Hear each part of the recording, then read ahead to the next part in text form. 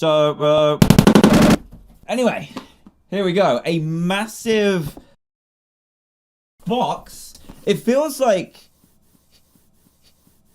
a box. The outside feels like box.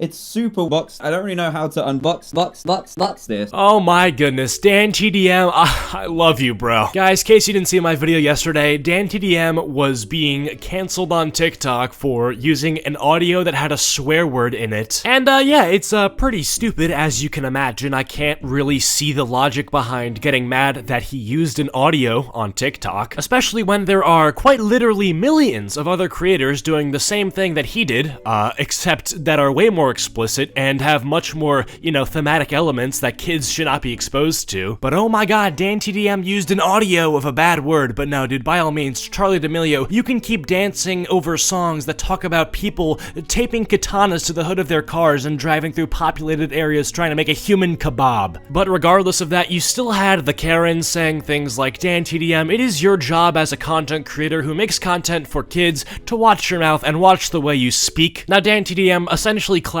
back at these people by trolling them by saying a curse word in a TikTok, you know, getting the Karens more mad, getting the people who think he needs to watch the way he speaks even more mad, and he did it again earlier today, like around 2 hours ago actually, where he tweeted, I'm so ill and I can't watch the Ariana Grande Fortnite concert, WTFFFFF, angry emoji, angry emoji, angry emoji, angry emoji, angry emoji. Dude, I had no idea DanTDM was sick. I mean, unless this whole tweet is a troll, but I hope he's doing okay. Hope he didn't get COVID or anything like that. Now, this Ariana Grande Fortnite concert is quite literally what it sounds like. You know, it's just Ariana Grande CGI'd into Fortnite, so all you have to do is sit down and watch the concert. So I don't know what kind of illness DanTDM has that's forbidding him from sitting on his ass, so that sounds pretty serious. I hope he gets okay, but obviously, as you can imagine, on a tweet where somebody's health is at risk, they show that they're not doing okay physically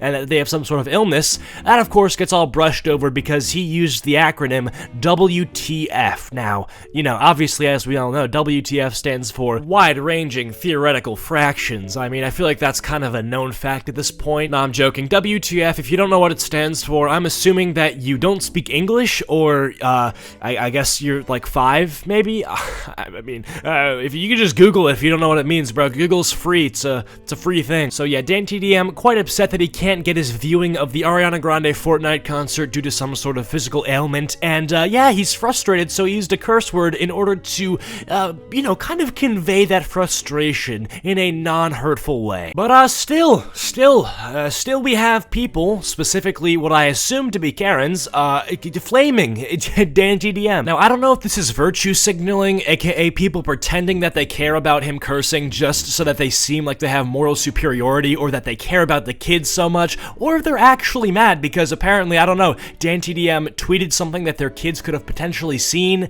I don't know, bro. This person responded to DanTDM by saying, wow. Just wow. Is this seriously how you conduct yourself? It's really upsetting seeing somebody who my kids watch use this type of language. Think before you speak. Unacceptable. What exactly do you mean by think before you speak? Do you think that this tweet by DanTDM just fathomed on his account? Obviously, he had to think about what he was gonna say before he said it. Then he typed it out and it was said. Believe it or not, DanTDM does 100% of the thinking before tweeting something, okay? There's not some like tiny little smurf in his brain thinking the thoughts for him. Also, you're supposed to be over the age of 13 to go on Twitter, so if your kids are over the age of 13, they go on Twitter and they see somebody use the acronym WTF, that's like normal, dude. Here's the thing, like, I would be able to sympathize with a person like this if the situation wasn't like this, okay? If it turned out that DanTDM makes 1,000 YouTube videos without using a single curse word, and then all of a sudden drops a video, you know, like a 10-minute video where pretty much almost every word in it is a curse word, I would get the outrage as a parent. But DanTDM heartily curses in his videos, if at all, okay? The occasional swear pretty much only appears on live streams and in tweets, and obviously, you know, on the TikToks and stuff, but it's occasional. It's not like he's a foul-mouthed human being, okay? And like I said in my previous video, if you're worried about your kids being exposed to swear words, you don't have to be worried about an acronym like WTF on Twitter. You need to be worried about your kids using TikTok audios, because almost every single audio on TikTok has a curse word in it. And no, I'm not talking about you being worried about DanTDM using Build-A-Bitch by Bella Porch. That's not your concern. I'm talking about things like WAP and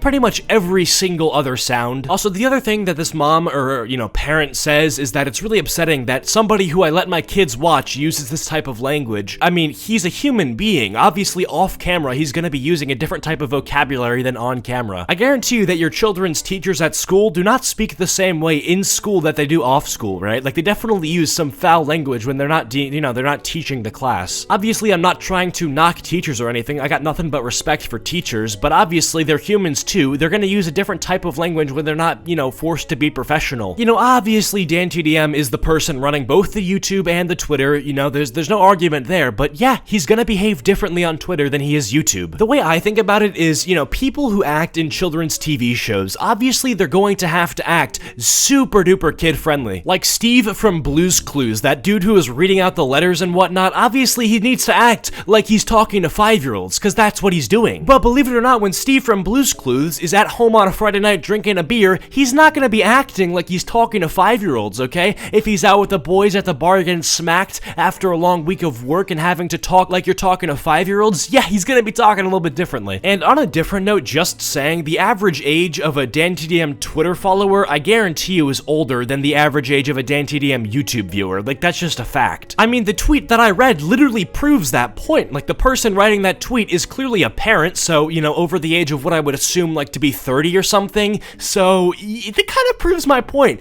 that obviously older people are gonna be on Twitter. I guarantee that parent doesn't watch DanTDM in their free time. It does kind of bother me seeing parents slander DanTDM for the way he behaves off camera. That's just so unrealistic and just generally rude. So I decided to see if parents on the internet were saying anything good about DanTDM, and I found this lovely little website that's called commonsensemedia.org, where parents are able to rate certain YouTubers and stuff to see if they're kid-friendly, and other parents can check it out. And I found one review that I want to highlight because it honestly was so wholesome. It says, "My son has been watching Dan's Minecraft stuff ever since he was 5 years old. Now that he is 8, he's venturing toward anything Dan uploads. Dan is a cheerful guy who is polite, engaging, and respectful of the younger crowd he caters to. By far, the most appealing thing about Dan is his quirky personality. He seems like the kind of person who lights up a room upon arrival. There are some scarier games he plays at times, but he's always mindful enough to warn everybody at the beginning, and others contain mild violence, but they are very few and far between. Overall, he seems like a sweet individual who enjoys entertaining fans. Thank you for everything, Dan." Now, there are 20 other parent ratings on this website that rate him from 1 to 5 stars, given how appropriate and how good of a role model or whatever he is for kids. And his total score was a 4.7 out of 5 stars, so almost impeccable. Obviously, I love to see that. So yeah, just thought we'd wrap up this video on a positive note. If you guys have enjoyed, be sure to drop a like and subscribe if you're new to the channel. Comment down silver if you have made it to the end of the video, and I'll try to heart your comment. Big thanks to all of my channel members. As always, you guys rock. Be sure to follow me over my social medias and join the Discord server. Links all in the description below. With that being said, hope you guys are having a good day, and I'll see you guys later. Peace.